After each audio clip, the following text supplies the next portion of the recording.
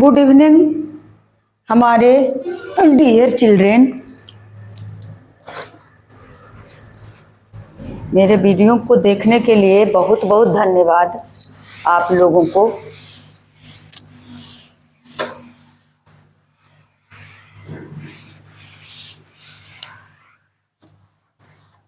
मैं इससे पैसा नहीं कमाती हूँ बच्चे।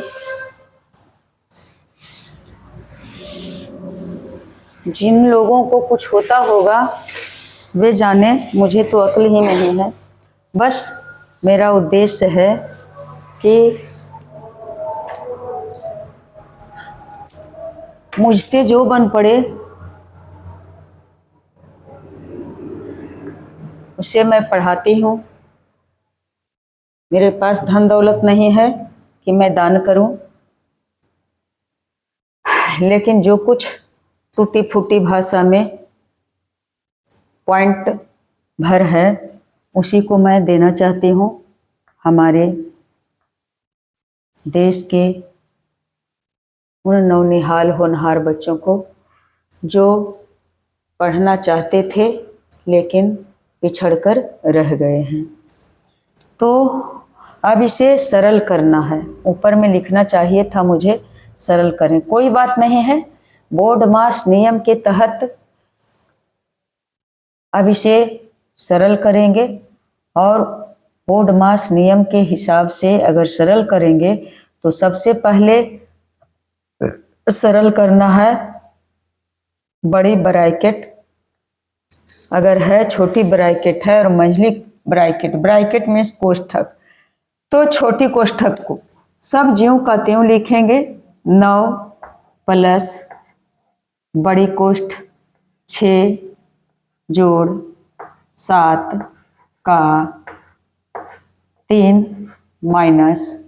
अब छोटी कोष्ठ के अंदर प्रवेश करेंगे तो छोटी कोष्ठ के अंदर सब ज्यों का त्यों है। छोटी कोष्ठ के अंदर घटाव, जोड़ और भाग, इसमें से भाग की क्रिया पहले करेंगे। यहाँ करके दिखाते हैं और उसके बाद हर जगह है हो जाएगा। तो 9 और जोड़ 2 और 6 नहीं लिखना है। 9 जोड़ 2 और माइनस 6 में 2 से भाग देंगे तो 2 तिया 6, 3 हो गया और छोटी कोष्ठ बड़ी कोष्ठ। अब फिर अगला स्टेप में मैं प्रवेश कर रही हूँ।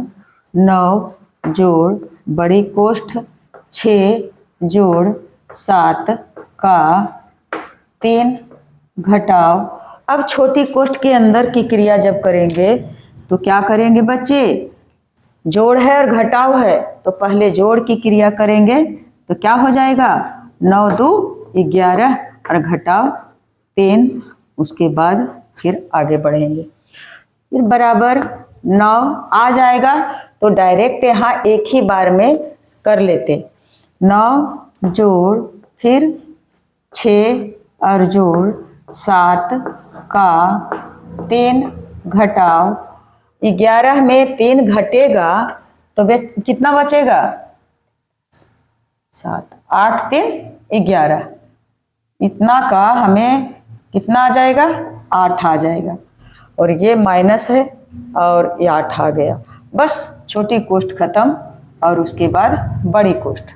अब हम लोग बड़ी कोष्ठ के अंदर की क्रिया करेंगे। तो बड़ी कोष्ठ के अंदर जोड़ है, का है, घटाव है। तो सबसे पहले क्रिया हम करेंगे का और सब ज्यों का त्यों रहेगा। तो 6 और जोड़ का मतलब होता है गुना करना। तो 7 21 और घटाव 8। उसके बाद अब आगे बढ़ेंगे तो बराबर 9 जोड़, अब घटाव है और जोड़ है तो सबसे पहले क्रिया करेंगे जोड़ का। तो 21 और 6 कितना आ जाएगा? हो जाएगा 27 और घटाव 8।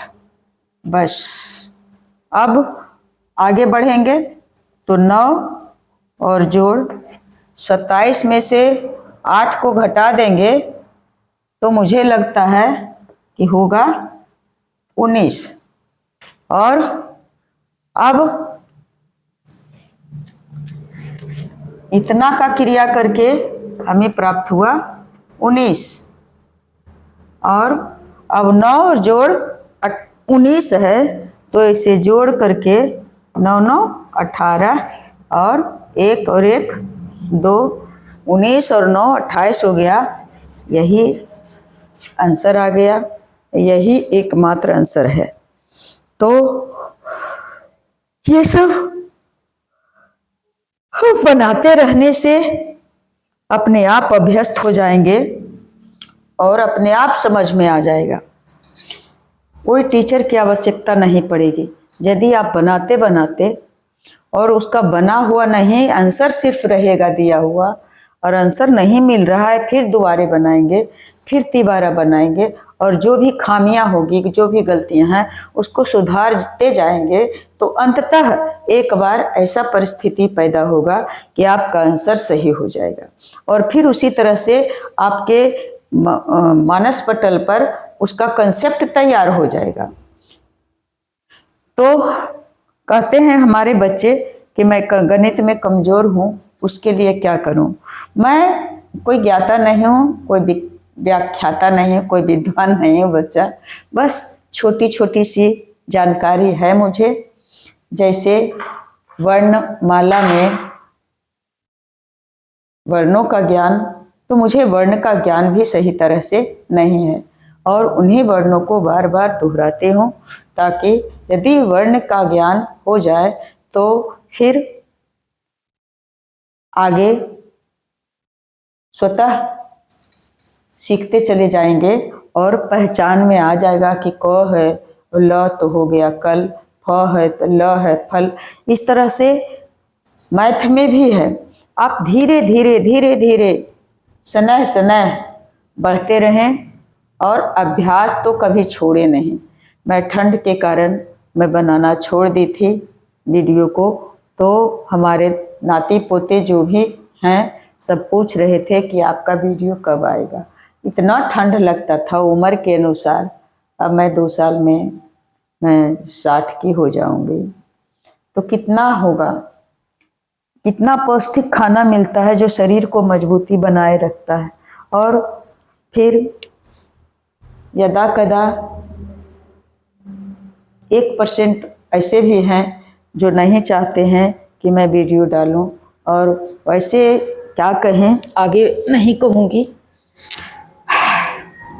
बाकी आप लोग वीडियो को देखें और समझें। मैं आपसे हाथ जोड़कर निवेदन करती हूँ कि अगर पसंद पड़े तो पसंद करें, अगर सही या गलत का कुछ विश्लेषण करना है तो उस पर कमेंट करें। जय हिंद, जय भारत।